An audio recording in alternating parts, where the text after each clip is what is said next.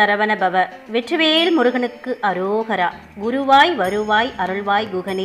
இந்த 2026ஆம் ஆண்டு வியாழக்கிழமையன்று குருவாரத்தில் பிறக்குது. அந்த முருகப்பெருமானே நமக்கு குருவாய் இருந்து இந்த வருடம் முழுவதும் சிறப்பாக நம்ம வாழ்க்கை அமைந்திட அருள் புரியணும் அப்படின்னு சொல்லி பாலாரஞ்சு வைகம் யூடியூப் சேனல் சார்பாகவும் அனைவருக்கும் ஆங்கில புத்தாண்டு நல்வாழ்த்துக்கள் கூறி இந்த வீடியோ பதிவுக்குள்ள நாம போகலாம். 2026ஆம் ஆண்டு ஜனவரி 1ஆம் தேதி புத்தாண்டு அன்று காலையில இப்படி பூஜை செய்தா இந்த வருடம் முழுவதும் பணவரவு பின்னி எடுக்கும். இந்த வருடம் நீங்க கோடீஸ்வரர் ஆவது உறுதி.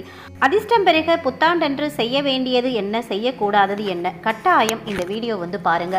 அதிர்ஷ்டலட்சுமி நம்ம வீடு தேடி வர புத்தாண்டுக்கு முன்னாடி நம்ம வீட்டிலிருந்து வெளியேற்ற வேண்டிய பொருட்கள் என்னென்ன, அதே மாதிரி புத்தாண்டுக்கு முன்னாடி நம்ம வீட்டுக்கு கொண்டு வர வேண்டிய பொருட்கள், வாங்க வேண்டிய பொருட்கள் என்னென்ன அப்படின்ற ஒரு தகவலை முன்னுமே பார்த்தீங்கன்னா ஒரு வீடியோ கொடுத்துருக்கேன். அந்த வீடியோவை இது வரைக்கும் நீங்கள் பார்க்கல அப்படின்னா அதோட லிங்க் இந்த வீடியோட டிஸ்கிரிப்ஷனில் இருக்குது.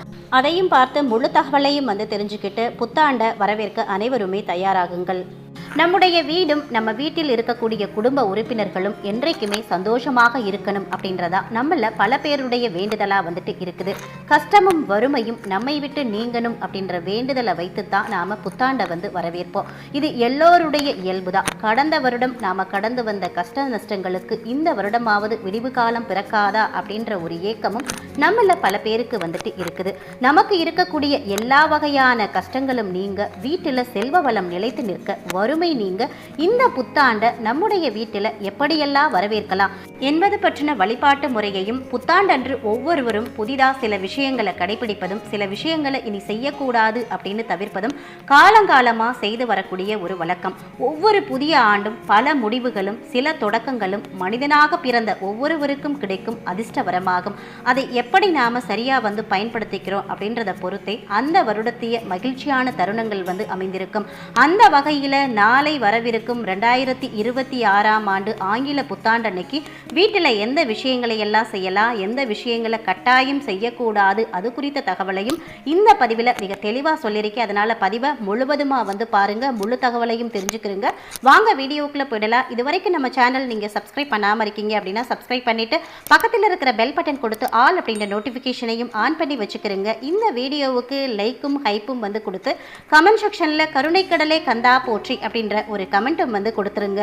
முதலாவது தகவலா புத்தாண்டு காலையில நாம செய்ய வேண்டிய பூஜை வழிபாட்டு முறையை பத்தி நம்ம தெரிஞ்சுக்கலாம். புதிய வருடம் பிறக்கிறப்போ காலையில நம்ம வீட்டுல பூஜை செய்யணும் அப்படின்னா முந்தைய நாளே உங்க வீட்டை நீங்க சுத்தமா துடைத்து பூஜை பாத்திரங்களை கழுவி மஞ்சள் குங்குமம் பொட்டு வைத்து தயாரா வச்சுக்கணும். புத்தாண்டு அன்னைக்கு சூரிய உதயத்துக்கு முன்பாகவே வீட்டில் இருக்கக்கூடிய அனைவரும் தலைக்கு குளிச்சுட்டு, முடிந்தவர்கள் புத்தாடை அணிந்து, புத்தாடை அணிஞ்சிக்க முடியாதவங்க உங்க வீட்டில் இருக்கக்கூடிய நல்ல ஆடையை அணிஞ்சுக்கிட்டு பூஜைக்கு தயாரா இருக்கணும். குறிப்பிட்டு சொல்ல போனா காலை 6 மணிக்கு முன்பா இந்த பூஜையை உங்க வீட்டில் நீங்க நிறைவு பண்ணிக்கணும். பூஜை அறையில புத்தாண்டு அன்னைக்கு அதிகாலை வேளையில பசுனை ஊற்றி தீபம் ஏற்றுவது மிகவும் நல்லது. அதுக்கப்புறம் ஒரு தாம்பூல தட்டு எடுத்துக்கிறங்க. அதுல 3 சின்ன கிண்ணங்களை வச்சுக்கிறங்க. அந்த கிண்ணங்கள்ல புதுதா வாங்கின கல்லுப்பு, மஞ்சள் பொடி, துவரம்பருப்பு இந்த 3 பொருளையும் நிரம்ப வச்சுக்கிறங்க. அதுக்கு மேல ₹1 நாணயங்களையும் வச்சிடுங்க. 3 கிண்ணத்தில் நிரப்பப்பட்டிருக்கும் பொருள்களுக்கு மேலே, அதாவது கல்லுப்பு, துவரம்பருப்பு, மஞ்சள் தூள், இதுக்கு மேல ஒவ்வொரு ரூபாய் நாணயம் நாம வைக்கணும். மொத்தமா 3 ₹1 நாணயங்கள், அதாவது ஒவ்வொரு பொருளுக்கும் மேலேயும் ஒரு ₹1 நாணயங்களை நீங்க வச்சிடணும். மகாலட்சுமியோட அம்சம் பொருந்திய கல்லுப்பு, துவரம்பருப்பு நம்ம வீட்டில் தனதானியத்துக்கு எந்த ஒரு குறையையும் கொண்டு வராது. மங்களகரமான மஞ்சள் பொடியை புதிதா வாங்கி கிண்ணத்துல நிரப்பி வைத்து வழிபாடு செய்வது நம்ம வீட்டுக்கு சுப நிகழ்ச்சிகள் தொடர்ந்து நடைபெற வேண்டும் அப்படின்றதுக்காக ₹1 நாணயம். நம்ம வீட்டோட செல்வ செழிப்பு, பணவரவு இருந்துகிட்டே இருக்கணும் அப்படின்றதுக்காக தான் இந்த பொருட்களை எல்லாம் முந்தைய நாளே நீங்க கடையிலிருந்து வாங்கி உங்க வீட்டில் புதிதா நீங்க வச்சுக்கலாம். ஏற்கனவே போட்ட வீடியோவில் நம்ம இந்த தகவல் கொடுத்துருந்தோம்.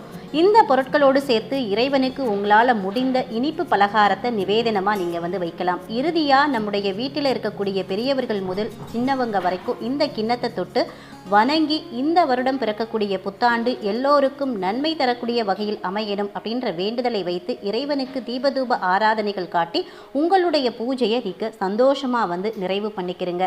அதுக்கப்புறமா நீங்கள் பூஜையில் வைத்திருக்கக்கூடிய உப்பு, மஞ்சள் பொடி, துவரம்பருப்பை எடுத்து அன்றைய தினம் சமைப்பதற்காக நீங்கள் பயன்படுத்திக்கலாம்.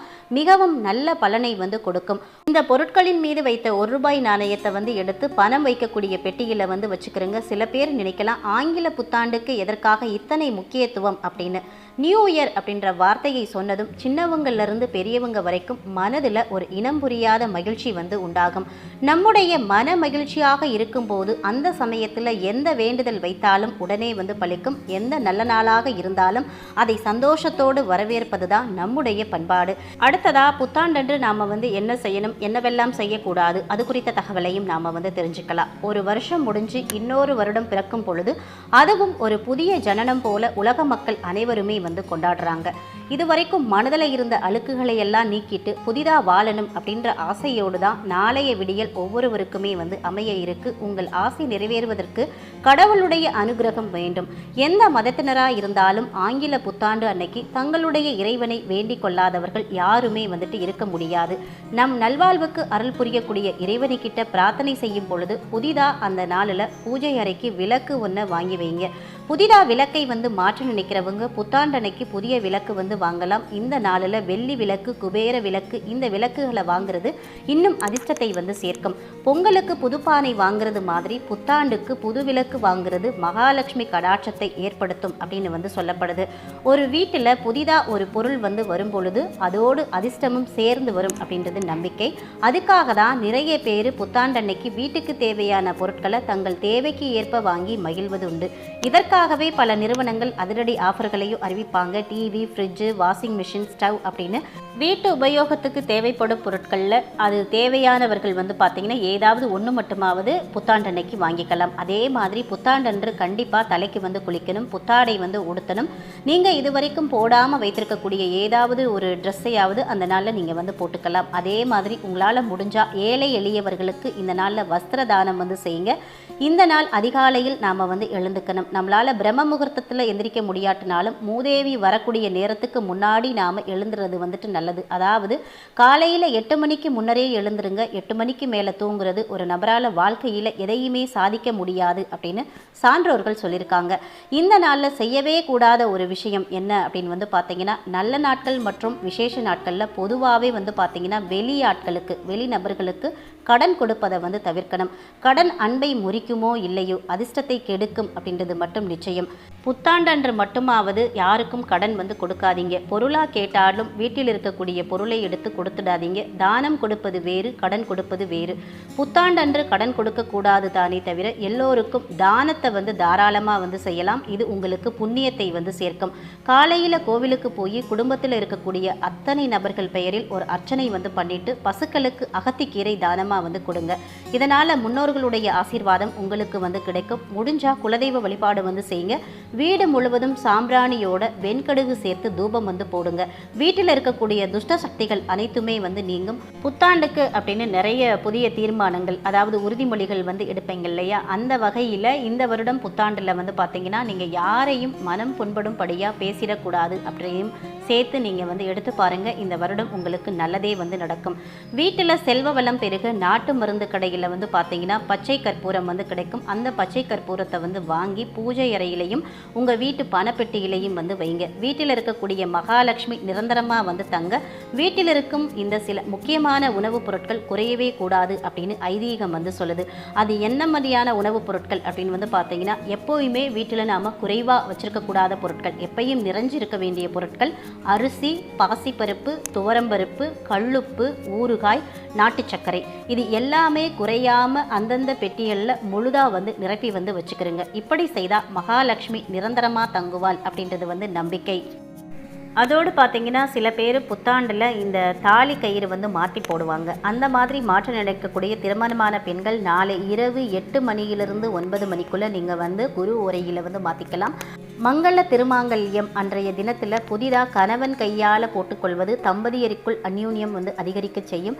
இதுவரைக்கும் இந்த பதிவில் வரக்கூடிய புத்தாண்டில் நம்ம வீட்டில் அதிர்ஷ்டம் பெருக புத்தாண்டன்று காலையில் செய்ய வேண்டிய பூஜை முறை பற்றியும், அதே மாதிரி புத்தாண்டில் என்னென்ன விஷயங்களை செய்யணும், எந்தெந்த விஷயங்களை தவிர்க்கணும், அது குறித்த தகவலையும் கொடுத்துருந்தேன். இந்த வீடியோ உங்களுக்கு மிகவும் பயனுள்ளதாக இருக்கும் அப்படின்னு நினைக்கிறேன். இந்த உலகத்தில் வாழக்கூடிய எல்லா ஜீவராசிகளும் நல்லா இருக்கணும் அப்படின்ற வேண்டுதலை அந்த ஆண்டவனுக்கிட்ட வைத்து எல்லோருக்கும் மறுபடியும் புத்தாண்டு வாழ்த்துக்களை கூறி இந்த பதிவை இதோடு நிறைவு செய்கிறேன். இந்த பதிவு உங்களுக்கு மிகவும் பயனுள்ள பதிவாக இருந்திருக்கும் நினைக்கிறேன். இந்த வீடியோ பிடிச்சிருந்தா லைக் பண்ணி உங்கள் நண்பர்களுக்கும் ஃபேமிலி மெம்பர்ஸ்க்கும் ஷேர் பண்ணுங்கள். அவர்களும் பார்த்து பயன்பெறட்டும். இந்த வீடியோ பற்றின உங்களுடைய கருத்துக்களையும் சந்தேகங்களையும் கமெண்ட் செக்ஷனில் சொல்லுங்கள். மற்றொரு நல்ல பதிவில் சந்திப்போம். அதுவரை உங்களிடமிருந்து விடைபெறுவது உங்கள் பாலா. நன்றி, வணக்கம், வாழ்க வளமுடன்.